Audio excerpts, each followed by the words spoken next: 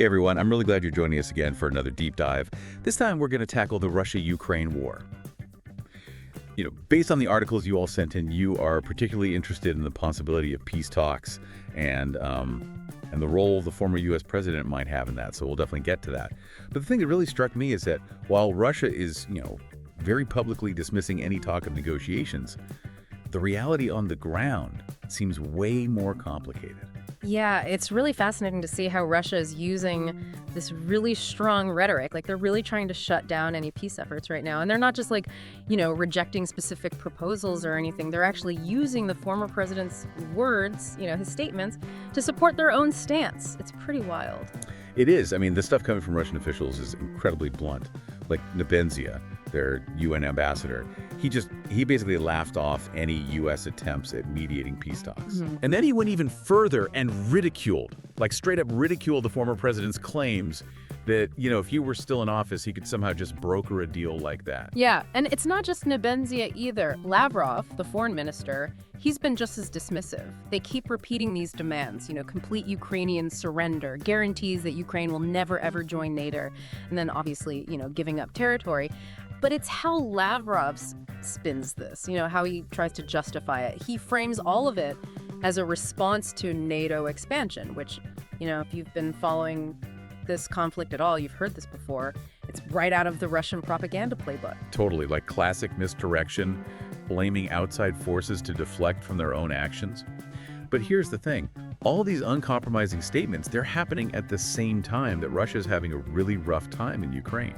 Several of the reports you sent in, well, actually, a lot of them mentioned Russia's heavy casualties, the territory they've lost recently, even the fact that they're now relying on North Korea for ammunition, which that's pretty telling, don't you think? Absolutely. I mean, the developments in Ukraine have surprised, honestly, even seasoned military analysts.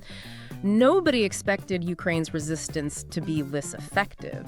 It's clear now that Russia's military might isn't what they wanted everyone to believe.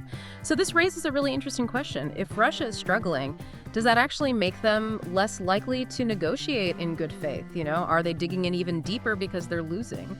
Yeah. I mean, it's a good question, and it just makes an already complicated situation even more complicated.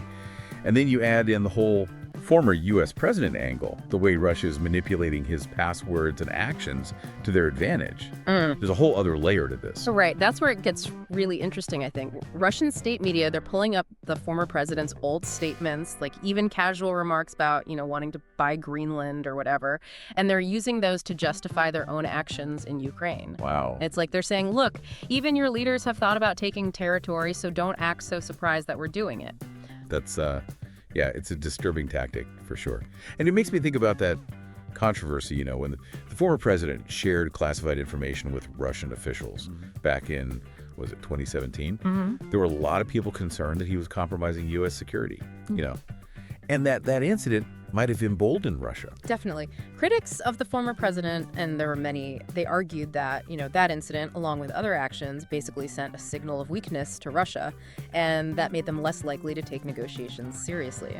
So, okay, given all of this back and forth, all this posturing, is there any real chance for peace talks in the near future? Like, is there a path to a negotiated settlement? Honestly, most experts believe that genuine negotiations, like real, meaningful talks, are very unlikely right now. And that's because for Russia, this isn't just about grabbing land. This is about, fundamentally dismantling Ukraine as an independent nation, a democratic nation. Forcing Ukraine into negotiations now, while they're under attack, would most likely just result in, a very weak agreement that Russia would probably just ignore later on. They have a history of doing that. So it sounds like you're saying that what happens on the ground, the actual fighting, is going to decide the outcome of this war, not diplomacy. Yeah. Unfortunately, that does seem to be the most likely scenario. But it brings up another big question. If the outcome depends on battlefield victories, does that mean Western countries should be sending more military support to Ukraine to help them win? To shift the balance of power? It's a tough question that policymakers are wrestling with right now. It is a tough question.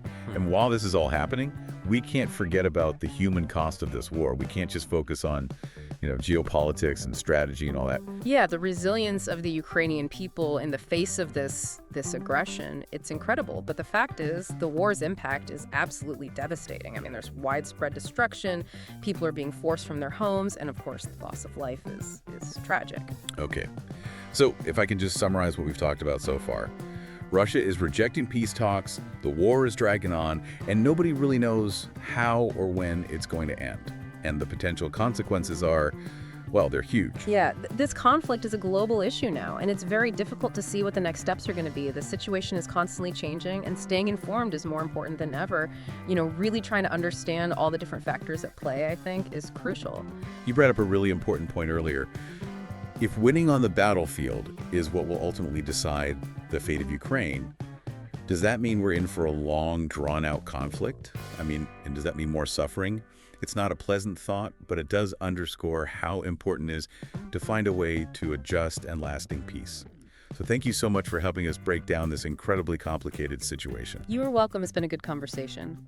And to everyone listening, please keep seeking out information. Keep asking those tough questions. Because understanding the nuances of this war, understanding what's truly at stake, is important for all of us. So thank you for joining us for another deep dive, and we'll see you next time.